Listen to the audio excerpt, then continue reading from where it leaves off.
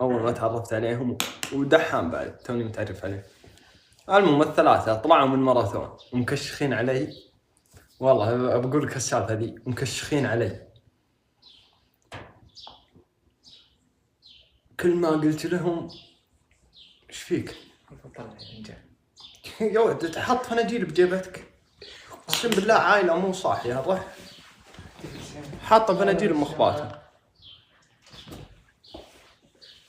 المهم بندر وماجد ودحام، اللي عنده مدري كم بالسناب، اللي عنده 80 واللي عنده 70,000، كلهم الثلاثة، اللي 80,000 اللي 70,000 اللي 75,000 جو عندي.